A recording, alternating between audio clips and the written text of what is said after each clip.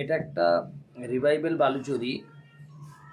সাধারণত রিভাইভেলগুলো কলানি মানে উইদাউট ফিগারে থাকে, এটা ফিগারে আছে। এই থাকছে আঁচলের অংশটা। আঁচলে থাকছে এভাবে হাতি। এই শাড়িটার এখনও কাজ বাকি আছে, মানে এটার কমপ্লিট কাজ, কিন্তু এটাতে আর একটু আলাদা চেঞ্জ হবে, কালারিং চেঞ্জ হবে।